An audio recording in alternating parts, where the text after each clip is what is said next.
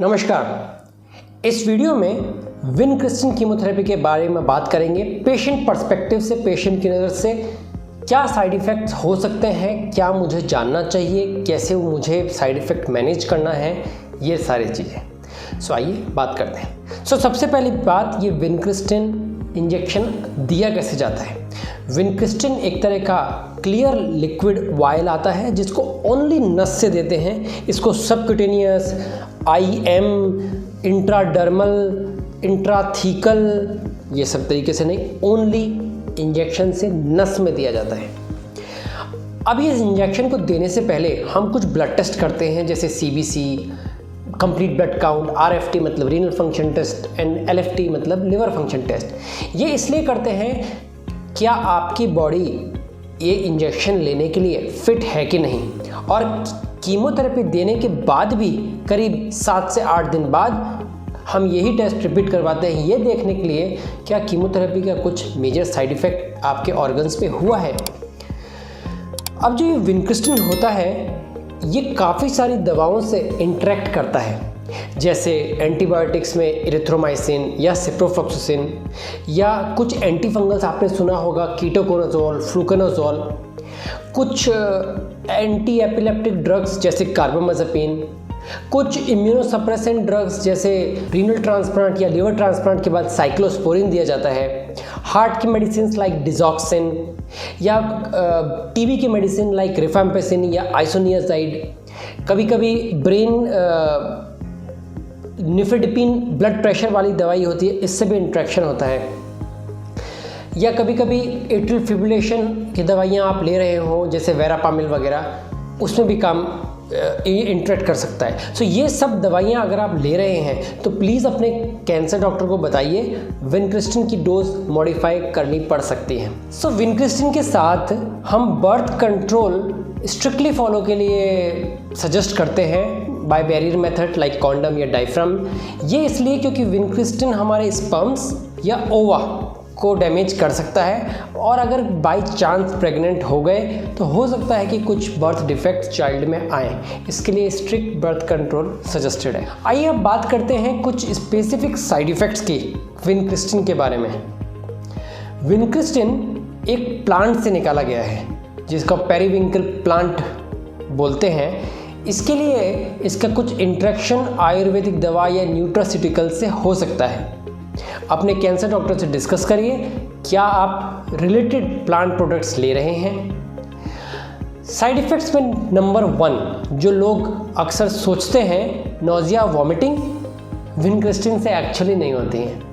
लेकिन विनक्रिस्टिन अकेले हम रेयरली देते हैं, यूजुअली कुछ कॉम्बिनेशन विद कोई और कीमोथेरेपी या कुछ और कीमोथेरेपी एजेंट्स के साथ हम कंबाइन करके देते हैं। उन दूसरे एजेंट्स के साथ वॉमिटिंग हो सकती है। फॉर एग्जाम्पल, लिम्फोमा के अंदर हम CHOP चॉप देते हैं, जिसमें O विनक्रिस्टिन को डिनोट करता है और H एड्रियामाइसिन को। एड्रियामाइसिन के कारण काफ़ी ज़्यादा नोजिया वॉमिटिंग हो सकती है। एनी हाउ, अगर विनक्रिस्टिन आप ले रहे हैं अलोन किसी कारणवश, तो आपको नोजिया वॉमिटिंग की चिंता करने की ज़रूरत नहीं है। फिर भी अगर नोजिया होता है तो आप ऑन्डासेट्रॉन टैबलेट SOS बेसिस पे जब ज़रूरत पड़े तब ले सकते हैं। उससे ज़्यादा इम्पॉर्टेंट साइड इफ़ेक्ट है, जहाँ हम कीमोथेरेपी देते हैं उस जगह बर्निंग हो सकती है। ये एक सीरियस साइड इफ़ेक्ट है, क्योंकि जितने भी ये VIN वाले कीमोथेरेपी एजेंट हैं, जैसे विनक्रिस्टिन, विनब्लास्टिन, विंडोलाबिन, इनको हम वेसिकेंट कहते हैं। मतलब अगर किसी कारण से एक्स्ट्रावेसेशन हो गया, कैनुला से थोड़ा सा कीमो लीक होके इधर टिश्यू में आ गया, काफ़ी बर्निंग होती है, अल्सर बन सकता है, और ये अल्सर हील नहीं होता। इसकी एक फ़ोटो आपके लिए डिस्प्ले कर रहा हूँ। इसके लिए ज़रूरी है कि कीमोथेरेपी लेते वक्त अगर आपको कोई भी बर्निंग फील हो रही है, या कीमोथेरेपी इंजेक्शन देते वक्त आपको लग रहा है कि यहाँ कुछ प्रेशर क्रिएट हो रहा है, प्लीज़ आपके जो भी नर्सिंग स्टाफ हैं, जो ड्यूटी डॉक्टर हैं, उनको तुरंत बताइए। विनक्रिस्टिन आप घर पे तो लेते नहीं हैं। इसके लिए यूजुअली हम ये जब कैनुला लगाते हैं, फर्स्ट इंजेक्शन जब कैनुला फ्रेश होता है, विनक्रिस्टिन ही देते हैं।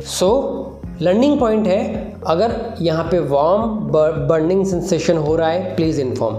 अभी सेकंड पार्ट, एक्स्ट्रावाजेशन नहीं हुआ है, कुछ लीक नहीं हुआ है, लेकिन हो सकता है कुछ दर्द हो। इस सिचुएशन में आपको वार्म कंप्रेसेस लगाने चाहिए। ये एक डिफरेंस है बाकी कीमोथेरेपी जैसे सिस्प्लेटिन या जेमसिटाबिन। अगर वहाँ पे लोकल बर्निंग होती है तो हम एक्चुअली कोल्ड कंप्रेस लगाते हैं, वहीं विनक्रिस्टन के साथ हम वार्म कंप्रेशन मतलब हल्का सा गर्म सिकाई करते हैं 15-20 मिनट 2-3 बार दिन में। इस तरीके से उस हल्की पेन या हल्के सूजन को डील किया जाता है। अब ये विनक्रिस्टन और रिलेटेड जो भी प्रोडक्ट है उनका एक वेरी स्पेसिफिक साइड इफ़ेक्ट होता है कॉन्स्टिपेशन। इस पे अगर ध्यान नहीं दिया जाता है तो काफ़ी ज़्यादा तकलीफ में पेशेंट आ जाते हैं। हमारे पास अक्सर लोग 3-3, 4-4 दिन के कॉन्स्टिपेशन के साथ मोशन पास नहीं हुए उसके साथ आते हैं। ये एक अवॉइडेबल कॉम्प्लिकेशन है। अवॉइडेबल मतलब जिसको हम बचा सकते हैं कि ये हो ही नहीं। इसके लिए क्या ज़रूरत है? एडिक्वेट अमाउंट ऑफ वाटर, पानी अच्छे से पीजिए अगर आपको रेस्ट्रिक्शन नहीं है तो। स्टूल सॉफ्टनर्स लीजिए, काफ़ी सारे कंपाउंड हैं लाइक सोडियम डोकोसल्फेट या लेक्सेटिव्स हैं जैसे लैक्टुलोज या फिर लेसिलेक्टॉल या फिर कुछ बिसाकोडिल जिसका ब्रांड नेम अगर आप सोचें तो डल्कोफ्लेक्स करके आता है। इस तरह के कंपाउंड लेके ये मेक श्योर कि दिन में एक बार तो मोशन पास हो ही होए। ये दवाइयाँ कैसे लेनी है इसका मैंने दूसरा वीडियो बनाया है। इसके अलावा अपनी डे टू डे रूटीन में थोड़ी एक्सरसाइज, थोड़ा योगा, वॉकिंग, जॉगिंग अगर आपकी हेल्थ अलाउ करती है तो थोड़े और रिग्रेस एक्सरसाइज भी करिए। एक्सरसाइज करने से कॉन्स्टिपेशन कम होता है। अब ये विनक्रिस्टन की बात करें तो इसका एक और पेक्यूलियर साइड इफेक्ट है जॉ पेन। मतलब ठीक इस जगह दर्द होना शुरू होता है जैसे कोई हड्डी ही टूट गई हो, या कुछ लोगों को यहाँ की मसल्स में दर्द होने लगता है, या कभी कभी वो हेडेक में कन्वर्ट हो जाता है। ये एक स्पेसिफिक साइड इफ़ेक्ट है जो होता तो है लेकिन चिंताजनक नहीं है। इसको डील करने के लिए किसी भी तरह के पेन किलर्स जैसे पैरासीटामोल या कोई मसल रिलैक्सेंट आप ले सकते हैं। और विनक्रिस्टन का एक और लॉन्ग टर्म साइड इफ़ेक्ट है। लॉन्ग टर्म मतलब 2-3 महीने के ट्रीटमेंट के बाद ये साइड इफ़ेक्ट डेवलप होता है जिसको हम न्यूरोपैथी बोलते हैं। पेशेंट कंप्लेन कर सकता है नम्बनेस, टिंगलिंग, जैसे हाथ में ठंडे पानी में हाथ दे दिया उस तरह की फीलिंग आने लगती है। ये एक रिवर्सिबल साइड इफ़ेक्ट है लेकिन ये कम्प्लीटली रिवर्सिबल नहीं होता है। इसके लिए ज़रूरी ये है कि इससे पहले कि ये साइड इफ़ेक्ट बहुत ज़्यादा हो जाए। बहुत ज़्यादा में क्या होने लगता है, आपके हैंडराइटिंग चेंज हो जाए, आप पेन पकड़ते वक्त पकड़ नहीं पा रहे हैं, बटन खोलने या बंद करने में तकलीफ़ हो रही है, पाँव से चप्पल अपने आप स्लिप हो रही है लेकिन आपको चलते चलते मालूम नहीं चल रहा है कि चप्पल स्लिप हो गई। इस तरह के सिम्टम्स आते हैं तो ये सीवियर हो जाए उससे पहले दवाई बंद करना इम्पॉर्टेंट है। सो अगर आपके साथ ये सब कुछ हो रहा है तो प्लीज़ कैंसर डॉक्टर को बताइए। अब जब ये न्यूरोपैथी अगर किसी कारण से डेवलप हो गई, ये कोई लाइफ थ्रेटनिंग साइड इफ़ेक्ट नहीं है, लेकिन आपको अपनी लाइफस्टाइल में कुछ चेंजेस लाने पड़ेंगे। जैसे बहुत गर्म चीज़ हाथ से छूना, बहुत ठंडी चीज़ हाथ से छूना, हाथों को चोट लगना या हाथों की देखभाल या पाँव की देखभाल ना करना, ये सब अवॉइड करना है। आपको ज़्यादा ध्यान रखना है क्योंकि न्यूरोपैथी के कारण आपके सेंसेशन कम हो सकते हैं और हो सकता है आप कोई चीज़ छुए, आप वो एक्चुअली गर्म हो, आपको गर्म फील ना हो। इस सिचुएशन में आपको डैमेज हो सकता है, आपको चोट लग सकती है, ये ध्यान आपको रखना है। अब कीमोथेरेपी से होने वाला हेयर लॉस, फॉर्चुनेटली विनक्रिस्टन अगर अकेले लिया जाए तो ज़्यादा हेयर लॉस नहीं होता है। अगर होता भी है, बाल पतले भी हो जाते हैं तो ट्रीटमेंट ख़त्म होने के बाद ये बाल पूरे वापस आ जाते हैं। हालांकि कलर और टेक्सचर ये चेंज हो सकता है। किसी के बाल अगर मोटे हैं तो पतले हो सकते हैं, अगर सीधे हैं तो टेढ़े मेढ़े आ सकते हैं, ये सब हो सकता है। इस side effect hair loss actually vincristine के साथ देने वाले कुछ और कीमोथेरेपी जैसे एड्रियामाइसिन हुआ उसके कारण ज़्यादा होता है।